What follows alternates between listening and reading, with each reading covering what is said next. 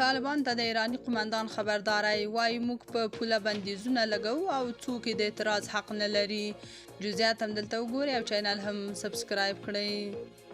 ایران چې څو ځلې هڅه وکړه چې صفرین نقطو کې تاسیسات جوړ کړي خو طالبان ورته اجازه ورنکړه او ان د دواړو دورو ترمنځ جګړې هم وشوې.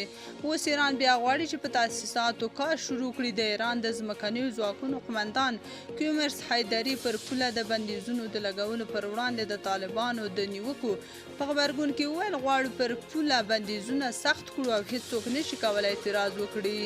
طالبانو تر دې وړاندې ویلي و چې افغانستان د هیڅ هیواد لپاره ګواښ نه دی او د دې تګلارې لپاره اړتیا نشته.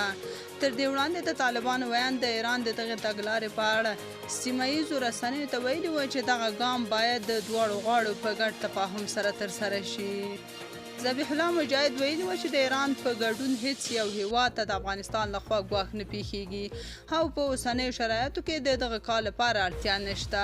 د ایراني رسنیو د راپورونو له مخې د ایران د ځمکنیو پوځي ځواکونو قمندان د طالبانو د بیان د څرګندونو په غبرګون کې ویلي هغه څوک چې زموږ په ګاونډۍ جغرافیه کې اوسیږي موږ تل د ښه ګاونډیتوب درناوی ورته کوو او هیڅکله هم د بل پر خاوره د تیري ولکي او یا ګواښ هوډ نه لرو او نه به په راتلونکي کې دغسې هوډ ولرو.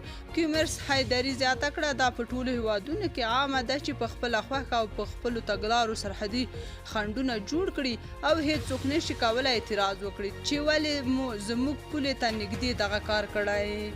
نوموړي ټینګار کړی چې ایراني غاړه په خپله پوهیږي چې څنګه په خپلو پولو کې امنیت خوندي کړو نو ځکه نور نشي کولی موږ ته ووایي چې تاسو په پولو کې څه کوئ. د ایران د ځمکنیو ځواکونو قمندان تر دې وړاندې ویلي و د افغانستان سره په پوله د امنیتي خنډونو لومړنی پړاو د 4 کیلومترو په اوږدوالي د بشپړېدو په حال کې دی. ښاغلي حیدري دغه پروژه د ایران تر ټولو مهمه او ملي پروژه بللې وه. تاسو په دې اړه څه نظر لرئ؟ کومنټ کې شریک او چینل هم سبسکرایب کړئ.